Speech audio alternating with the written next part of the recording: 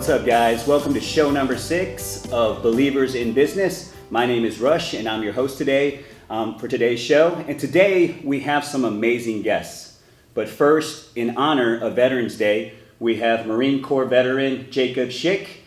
Jacob has an amazing story to share with us, and we look forward to hearing from it.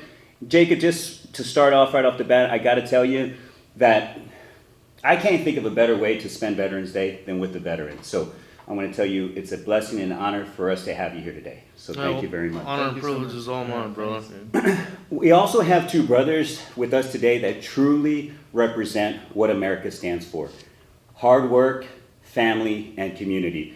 They're the owners of Yoshi, Shabu, an amazing Japanese dining experience, Andrew and Josh Strickland. But first, let's be with the guest of honor. Let's start off with Jacob. Jacob, would you please tell us a little bit what life is like as a Marine? Yeah, it's a great question. Last night I was with some guys that I served with in Iraq, and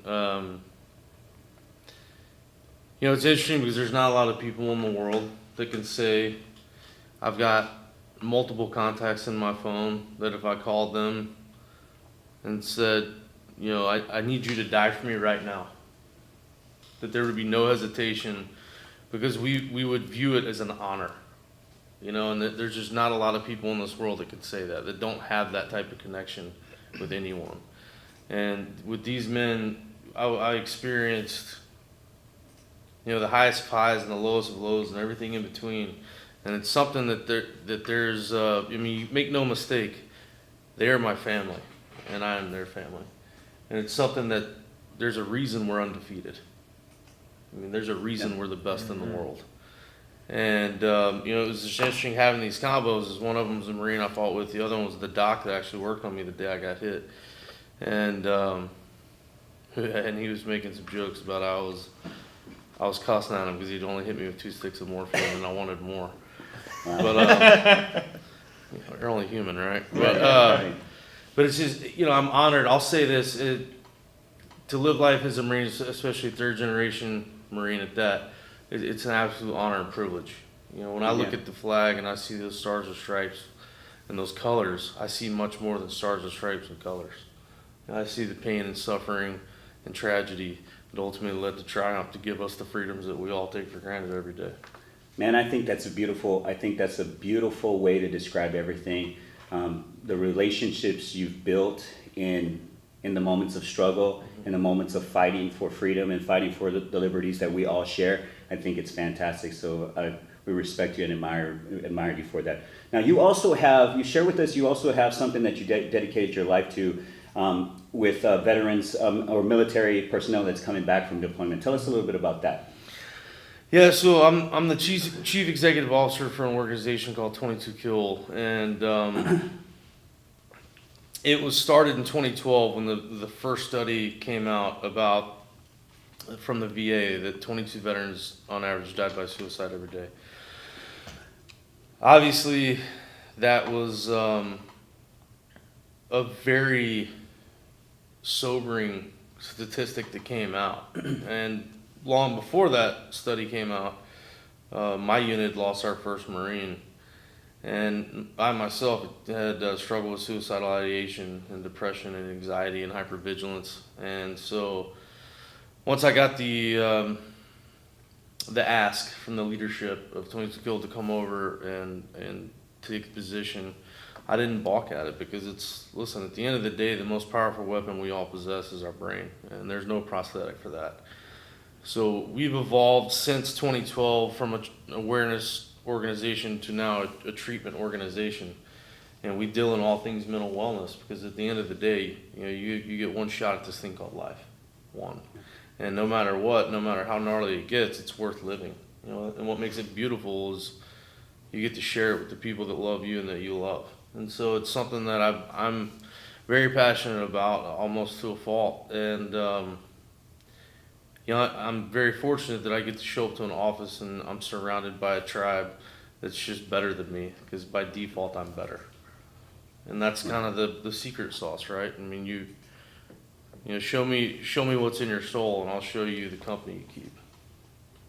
That's amazing, man. I really like that. I like that part that you've in the process of collaborating and becoming the spokesperson for 22 Kill, that you're actually transcending who you are as a person. Is that fair to say?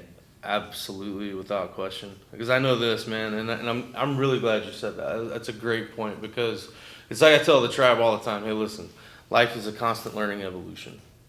Like if you don't make your mind up right now today that you will die an eternal student of life, you're just fooling yourself, and you're going to fail repeatedly, and you're not going to fail in a healthy way.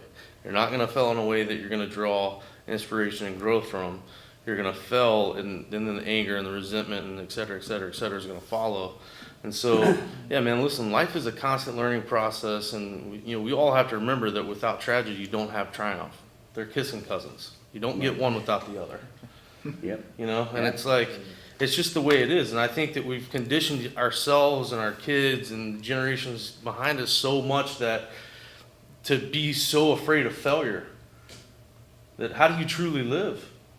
How do you truly live with conviction, and you live knowing that, hey, when we wake up in the morning, we all suck equally.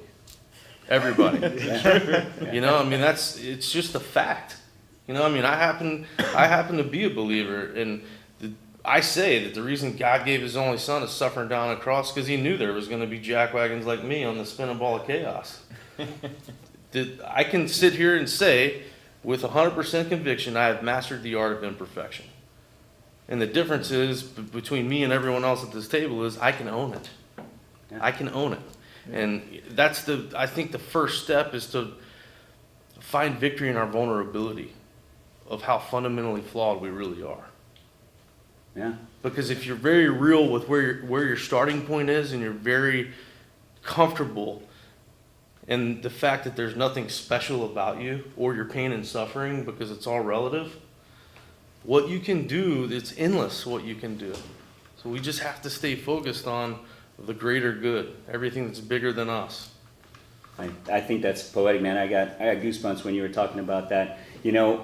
Okay, so now here we are. You've done your tours, you've come back, and now you've transcended yourself to another experience, and you've participated in not one but two films with Bradley Cooper, the American Sniper, the story of Chris Kyle, and A Star Is Born. Yeah. Tell us about how that came about. Okay. Long story short, I did this thing in 2006 with HBO. It was produced by James Gandolfini or Tony Soprano, and he was a great guy. God rest his soul. And the way they found me was because it's not something I'm bragging about by no means, but I had about an 18-hour surgery the day before, and then the next day, the commandant of the Marine Corps came into my hospital room, my metal box open, and the commandant is the boss of bosses in the Marine Corps, so he travels with like an entourage, and the guy's got a lot to do. He's part of the most effective fighting force known to man, and so he's a busy man. But he walked in, and I was still coming out of anesthesia, and he had the metal box open. I didn't plan it. It just happened this way, and I said, "Hey, sir, with all due respect, go ahead and about face and leave my room, because I'm not accepting those, not from you." And he shut the box and said, "Very well, Corporal Schick." About face, walked out of my room, and the assistant commandant, Spider Allen, ran into my room. And he and I had spent a lot more one-on-one time together. And he came into my room, and he's like, "Jake, what the hell is that about?" And I said, "Hey, sir, while it would be an honor to receive my medals from the boss of bosses for the Marine Corps, it wouldn't have any meaning. It would just be a photo op. Right. So I'm going to wait for all 150 some odd Marines I deployed with to come home one way or the other, and I'll accept my medals from my commanding officer in front of my Marines, because then it has meaning, and they're our medals. They're not my medals. They're our medals." Right. And so apparently I was the first guy to refuse the medals, and it wasn't in a screw the war type way. It was I wanted to have meaning, and so it made it to the story. A producer had a family member that worked at the Pentagon for HBO. Then they said, hey, you need to go check out this guy, Jacob Schick. He's obviously pretty angry. And it was taken out of context. I mean, shocker. Yeah. And, but that's how HBO found me. And then, so I did the deal with HBO. And, you know, it gets looped sometimes on Veterans Day, Memorial Day, July 4th, et cetera, et cetera. And the casting company that was working on Sniper saw it and then reached out to me on Facebook when you had like an outbox, if you're not friends with the person, and said, you know, hey, my name is such and such with, I want to say Mary Posted Productions, which is Clint Eastwood's production company. And we want you to read for the part of Win, blah, blah, blah. And I was like, there's no way this is true. This has got to be spam. And so I called Jeff Kyle right away, Chris's little brother and fellow Marine. And I was like, Jeff, dude, are they making a movie about Chris's book? He's like, oh, yeah. They're, you know, Clint Eastwood's directing it. Bradley Cooper's going to play Chris. And I was like, that's not going to work. In my head, I'm just thinking, like, there's no way that's going to work. But then I told him right away, like, hey, man, you know, believe it or not, and then I told him about the message, and right away he screamed in the phone, Hollywood, can I get your autograph? And I was like, bro, you know, we hadn't even turned in a tape, chill out. And you know, to this day, in the Warrior community, I could be speaking in nowhere, Wisconsin or whatever, and I'll get up on a stage and I hear inevitably somebody will yell Hollywood, and it's like, well, thanks, Jeff, for that. But I ended up reading for the role, and I got it. And as a matter of fact, because Jeff is just a bigger, better man than I am, he called me back after we spoke, and he said, hey, man, this is a Wednesday, and Hollywood time is like, we want it right now. And so Jeff called me back and said, hey, man, if you don't have anything going tomorrow, you can come to the house, and I'll read, you know, Chris or Bradley's part Oh, nice. for the audition tape. And because when you hear Jeff and Chris talk, it's like, it's the same guy. You know, they sound like, I mean, it's like me or my brother. It's if your eyes are closed and you can't see them, you don't know which one's talking.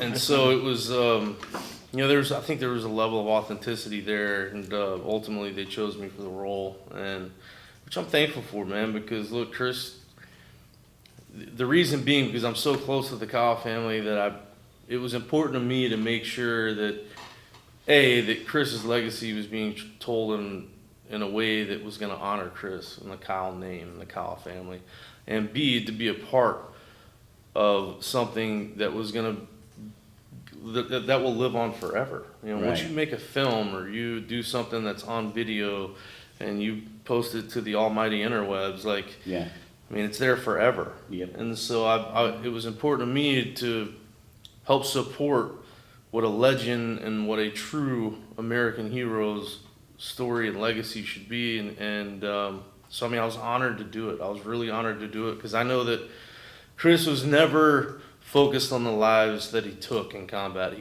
What haunted Chris was the lives that he couldn't save. And it was important that people, you know, understand that behind the uniform and behind his stats and behind everything else is a human, with a human heart and a human brain. You know, and people forget that just because we're well trained does not mean that our shoulders are made of granite. You know, and the beautiful thing about Sniper was it showed how it bleeds into the family, and we leave a significant wake in our path when we come home. And so I was really, really honored to be a part of it. So how's your friendship with Bradley Cooper now? I mean, now you're in a Star. I don't know, man. A Star is Born. I don't know after that game last night. I guess he's a Philly fan. Yeah, born and raised in Philly, and he just texted me leaving the game disappointed, and then the next one was disappointed. I still haven't responded. Because I'm like, I'm just going to let that sink in for a minute. I'm going to have my moment for a minute. I mean, for the love of God, let's be honest. Jerry Jones has proven you do not have to be victorious to be profitable. So it's like, you know, I'm going to bask in it for a minute. Because I'm flawed, and I'm all right with that. I am too, dude. So 22 Kill, how can people get involved with it, and how can they reach you and make some contributions? You know, it's listen, at the end of the day, and to touch on A Star is Born, which is, by the way, it's not a chick flick. It's not. Okay. You know, here's the thing. If you're not afraid to do some introspective work, which we should all do. The reason that we don't do it is because we're scared to death what demons we're gonna wake up. Right. Cut and dry. That's what it is. And I'm really, really proud of Bradley. And look, we've become really good friends. And I love him, and I respect him for how convicted he is in his profession. I mean, the guy's work ethic is second to none, straight up. And the guy puts it all out there. And I mean, he was told by more than one of his professional counterparts, Bradley, do not make this movie. This is going to be professional suicide, et cetera, et cetera. And he was so convicted by it that he did it. Yeah. And it shows. I mean, the people decide. The people decide, right? If he did it justice, because they spend their hard-earned money to go and see the film and watch the movie. And because I can say right now, Bradley doesn't give about awards. That's not why he does it. He does it because he's convicted by it. He put it all out there. And he put it all out there. And people see that. yeah, that's true. And that's the thing. And that's what when he told me about it, he said, "Hey Jake, or he doesn't even call me Jake. He refuses to call me Jake. He calls me Jacob." And he's like, Jacob, I got a role. I'm shooting the movie. We haven't casted this role yet. You'd be perfect for it. Essentially, you just have to yell at Gaga a little bit. And I was like, easy enough. But I needed to know, man. I mean, I needed to know, like, what's the outcome of this film? Like, does the male lead depart traditionally like in the other remakes? Like, I need to know, because it's gotta have meaning to me. Yeah. I'm not trying to be a famous actor. Right. That's not my goal. My goal is to feed souls. Period. I love that, man. And so it was, and whether you know it or not, I mean, so is Bradley's. That's his thing. And anyone who's seen the film, like, it was a level of authenticity that I think really shocks a lot of people, because there's not anything in that film that someone that will say 12 years or older can't relate to. Right. Okay. Because it's straight up beautifully tragic is what that film is. And I was honored to be a part of it. And Lady Gaga couldn't have been cooler. She could not have been more humble and gracious. And, I was just really honored, man. And it's just something there's something cathartic and therapeutic to me about acting, because it's almost, you can draw from your own life experiences without being yourself. Right. And so it's almost a protection mechanism. You're able to find some element of peace, and Bradley, of course, him being the consummate professional, you get in this uncomfortable environment, and you're surrounded by these people that this is their everyday life. I show up, and it's like, and I'm not the most politically correct guy in the world, and I find comfortability in how flawed I am. And so I show up, and it's like, who the hell is this guy from Texas? Like, but Bradley made it to where, an otherwise uncomfortable environment was very comfortable. And so did Stephanie or Gaga. I mean, same thing. She made it very comfortable for me. And, the reason I really am honored to be a part of this film is because it shows the tragedy that is life, especially when you lose your way and you become a hostage to your pride, and you get blinded by your own pride. Because the next thing you know, you're at a turning point where you can't turn. I mean, there's no out, right. And you feel like just not being here is the answer, when it's not ever the answer. There's no point in implementing a permanent solution to a temporary problem. There's just no point. And all it does is it makes life harder. It makes life 10 times harder for every one of those people around you. And it's 100%. And so for me, it's like, hey, listen, just accept how human you are. Yeah. It's okay to not be okay. Yep. Wake up, go out of your way to live well. Inhale, exhale, repeat, start again. It's two, and that's what I tell the tribe at 22 Kill. And there's a reason that we help more than just warriors. We help first responders, we help law enforcement officers, we help all the family members of everything thereof. Because when these men and women say, I don't know what my purpose is anymore, I can't I can't send rounds down range. I can't sling lead. You know, I can't go chase bad guys. I can't put out fires. And it's like, hey, listen, well, first of all, stop. 2 objectives from the day we're born to the day we die. Love and be loved. That's it. Everything else is filler. Love and be loved. That's it. Have the courage to love without boundaries, knowing you're going to get hurt. It is inevitable. But you have to have the same amount of courage to allow the same love back because you believe you're worth it. That's it, man. Love and be loved. And I think I truly, truly believe that the reason life's hard is because the human element and free will. Life's hard because we make it hard, period. And so with 22 Kill, we're trying to feed these souls and we're trying to get these people. Now, let me make something very, very clear. Our goal is not to stop the suicide epidemic amongst the service community. 2 reasons. There's a God, we're not him. So our goal, we have to have very realistic goals. We have to take a very realistic approach. Because if you don't, success is never attainable, right? Because you have fooled yourself. Right. Just like people that go around thinking that they have control of everyone in their office or everything at home or everything in their, you know, for team sports, if they help with their kids' team, like you have control over one person, one. But we do a great job of BSing ourselves thinking that we have control of all of these other things around us. And it's like, hey, listen, you want to know why you're so stressed? Look in the mirror. That's why you're so stressed. And so I tell these guys at 22 Kill, I tell the tribe, hey, listen, yes, we have a strong name. That's the point. But suicide is just a word until it affects you personally. And it's something that is a common problem in the country, in this country of ours, the best country in the world. Everyone would agree, I'm sure, or you wouldn't be here. On average, 125 civilians take their own lives every day in this country. Wow. Every 18 hours, a law enforcement officer dies by suicide. Every 8 hours, firefighter, paramedic, EMT. And now the number for vets is 20 to whatever. How is that okay with anybody? How in the actual hell is that okay with anybody? That's Right. overlooked. And so my thing is, until we can start talking about the hard things that make us uncomfortable, like I don't want you in my circle. Yeah. Because all you do is you bring toxicity and you're going to inevitably drag us down. Mm-hmm.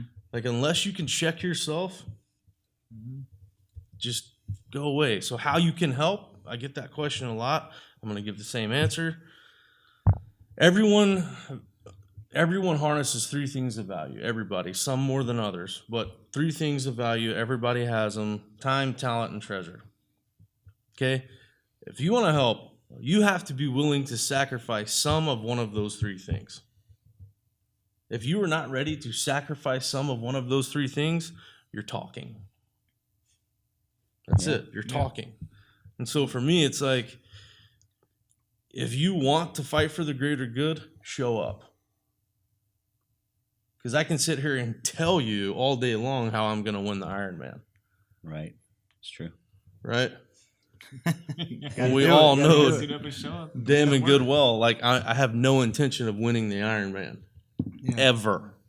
I can sit here and talk about it all day long. Right. Yeah. You know, when I wanted to get dry and stop drinking because I was drinking myself into my own grave, I didn't tell anybody. I just stopped. Yep. And it's just like, listen, man, live well knowing that it's okay to not be okay. You know, if you want to help, show it. That's it. And you know what? And if all you want to do is write a check or send a donation or whatever, because it takes money to do what we do, period. I mean, I know that shocks everybody, but I don't know how many of you here are working for free because, you know, there's this little thing called bills and stuff. But I mean, listen, you just got to take in a realistic approach. You got to be honest with yourself. What can you give of those 3 things? And do it. If you're called to do it, do it. Those 3 things were, repeat them again. Time, talent, and treasure. Time, talent, and treasure. Everybody's got some of those 3 things. I don't care who you are or where you're from. I couldn't agree more. You know, time, talent, and treasure. If you know, they say time equals value. If you can give me your time, then, you know, if I can give you my time, that means I value you as a person. You know? Very true. So, and the talent there's so many ways. I agree, man. I totally agree with you. Helping people out with your God-given talents and abilities, and helping, like you said at the very beginning, grow. Help people grow, and that's fantastic. So fantastic job, man.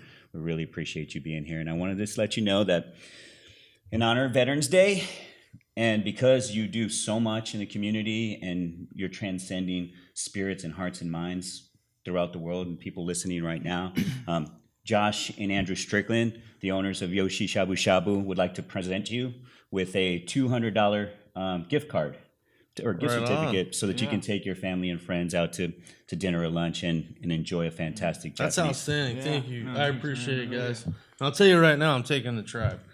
We're all gonna come eat, and I'm just gonna apologize ahead of time for anything that happens. I want you to text me when you're there, and I want to be the one that actually takes care of your Done. experience. Yeah. Done. We're gonna do it, man. I once you meet them, you'll understand why I apologize. The gold But- card. Right on. Status. Oh yeah. No, it makes us feel It's gold status. like Gold gold status. status. Yeah. Gold status.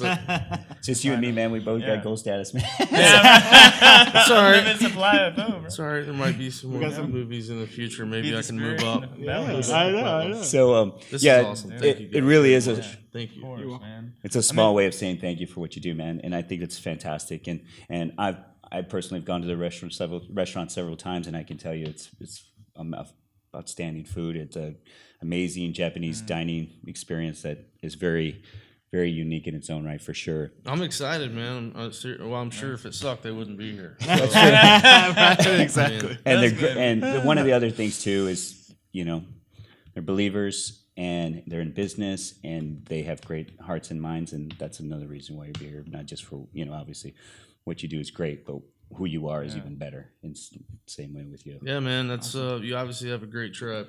So Thank you. that's what it's all about. Thanks. Tribalization, man. I mean, we're not Yep. meant to do this life thing alone.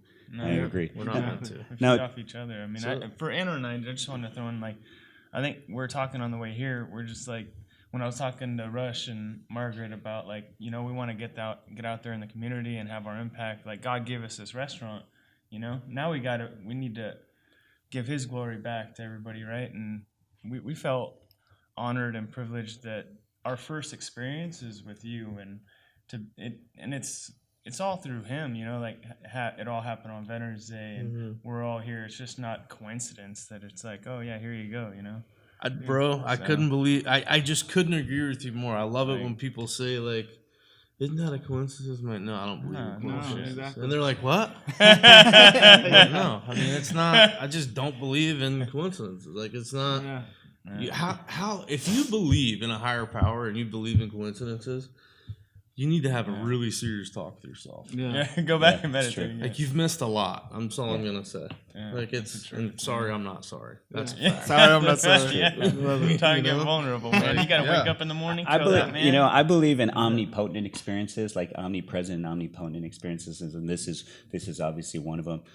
I met them through a friend of mine that was in California, where I was in California, and he worked at a gym, and I was working out at Cowboys Fit, and we were both like, dude, what's up? And he took me in, and this has kind of manifested itself because of the omnipresence of God and the omnipotent experience of being alive and being present. like you See, said. that's awesome, man. Yeah. That's awesome. So Josh, guys, Andrew and Josh, tell us a little bit about your incredible story. I know you guys got one. You guys started out in the restaurant Yeah. business while you were at the restaurant you're in now, or at a restaurant while you were still in high school. Is that right? Yeah, so we actually just moved back to California from Vegas, and we didn't grow up with much. Andrew and I wanted to get a car in high school, just the typical stuff. Andrew was 15, I was 16. My uncle started at this Japanese restaurant. It was called California Shabu in Fountain Valley, and my uncle got us a job as dishwasher. So we're like, cool, dude, let's go. I mean, I want some money. I need some cleats for football, whatever. So we started as dishwashers, and I think Taka kept us in the kitchen for almost 4 years, and then from there it was like, okay, you're gonna be a busser, a server. This is how you do inventory. This is how you. And so at the time, like Andrew and I didn't really have any idea what was gonna stem from it, right? So we're like, all right, cool. This is fun. The food's good. we made friends Food's with all the great. guys there, and going through high school and college. I mean, it was fun. And then Taka, like he took us under his wing, but he's like pretty hardcore Japanese guy, so he has like no filter. So in front of the customer, he's like, "Oh, you're too slow. Go home. Oh, you're tired? Yeah, I don't need you here. Go. Whatever." People would just quit like lickety split. Gonna have thick skin for sure. Yeah, so you'd have to take the lashings, and it was. But Anna and I knew like we were learning something that you couldn't learn in a school, or whatever. And we're like, dude, this is crazy. Like, yeah, let's do this. And like year after year, we're like, man, we want to do one on our own. So he sold the restaurant, but he had a secret sauce like from his family that was handed down like 3 or 4 generations.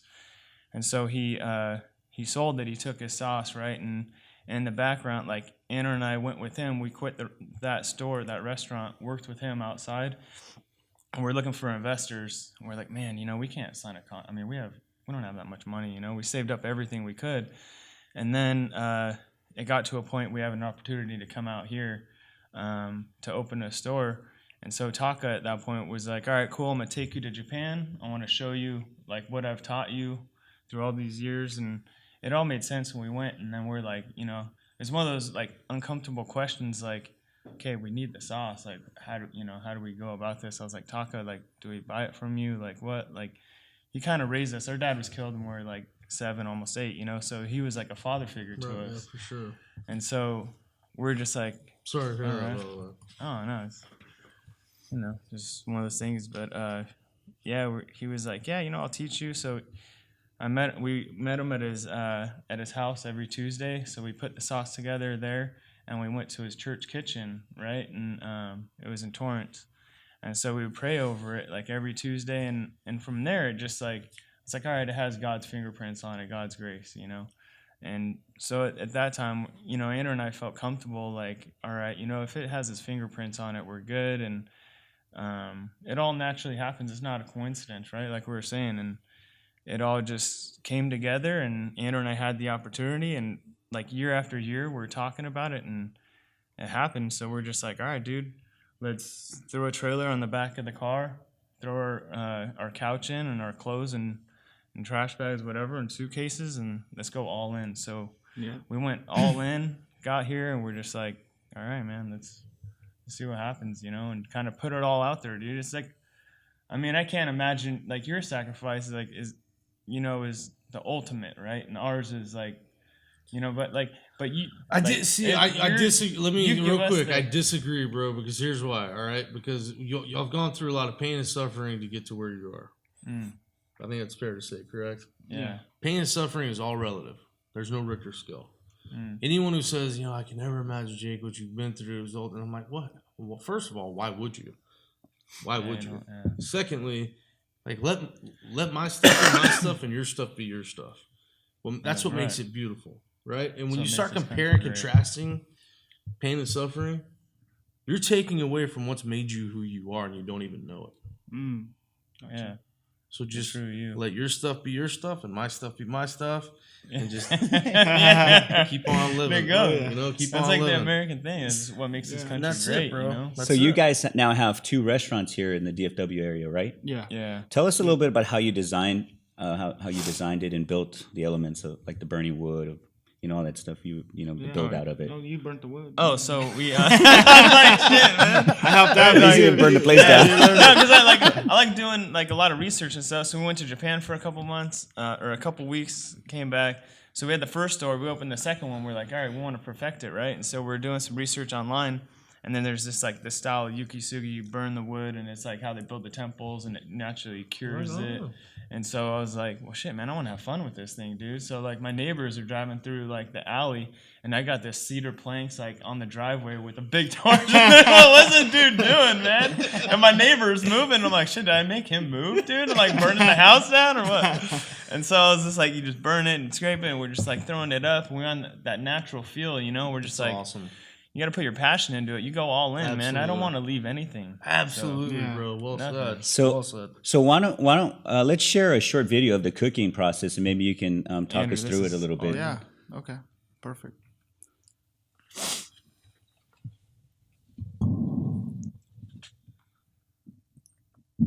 So he's dropping the sauce off at the table. So let me just first say shabu shabu in Japanese translates to swish swish. It's a cooking style. It's when you cook the meat in the water. It's the sound that beef makes. So shabu shabu. So right here he has a tonkatsu base that he's cooking in. He's just throwing in some veggies. The three sauces you have in front of yourself is a sesame peanut goma sauce, ponzu, citrus ponzu, and teriyaki, all made in-house from Taka's grandfather's original recipe. So right now he's shabu shabu, which is swishing the meat, cooks really fast, dipping it in the sesame peanut goma sauce. That sauce is to die for. So he's going to submerge it in there, and then he's going to bring it right on the rice, eat it with rice. We locally source all of our meat from Texas, so it's all really, really good. Local Yokel out in McKinney. They're good. So first, you eat your meat, dip your veggies. Everything's customizable, so you like a little crisp veggie, soft veggie, it's up to you because you're cooking it yourself in front of you. Ponzu, that's a citrus sauce with fresh lemons, oranges, yuzu, bunch of secret ingredients I won't say. So what he's doing is, he's just eating the beef and the cabbage together. He has the Wagyu ribeye on the table. It's like beef bacon, dude. It's so good. It's really, really, really good. Freedom strips. You know that I've eaten there, man. It's so good. The meat it's farm to table. It's a farm to table restaurant. Exactly. Is that a fair, it's fair farm way to to table, describe yeah. it, right? Yep. I don't know about you, man. I'm hungry, so I know where I'm going right after this. So I'll see you over there. I was just about to say, man, if I didn't have to go do this thing, I'd eat today. I shouldn't have watched that. Tell us a little bit of how we can find the two locations, where we can find you guys. It's two locations. We have one in Richardson off of Campbell in the 75 at the East Side Shopping Center. So we're right there, really close to the freeway. And then we're also Press Center 121 right next to a Chick-fil-A right on the very, very, very corner of North Plano. Right on. So Like you just, corner of Stonebriar Mall. right diagonal across from Stonebriar Mall. We've been there since March, so that's our second store. We're really proud owners and partners, and like I said, our mentor still lives in LA, Taka Itiyama. He's kind Still of like okay with the fires? he's It's crazy. insane over there. Nice, man. Yeah, that's bad. So, guys, if you're watching this right now, to the audience, like if you're looking to schedule holiday parties, if you've never seen this venue, I can honestly say that you are missing out. It's a fantastic environment. It's beautiful inside. You guys did a fantastic job of the interior and the finish out of your restaurant, especially both of them. You know, I live in Frisco, so you know I go to that one. It's beautiful, so it's immaculate when you get to go there. Yeah, that's the one I'll be going to. That's fantastic. Yeah, that one over by Stonebriar for sure. Nice. Yeah, dude. Well, guys, I want to thank our special guests, Marine Corps veteran Jacob Schick, Andrew and Josh Strickland. I want to thank you very much for being here today. And I also want to thank you, the viewers, for joining us today for show number 6 of Believers in Business. And I got to tell you guys, be sure you visit Yoshi Shabu Shabu and see Jacob over here in A Star is Born. It's a great film. And before I leave, I just want to say this to you guys. Godspeed, soldier, and God bless. Happy Veterans Day. Happy Veterans Day. Veterans Day, guys. Thank you.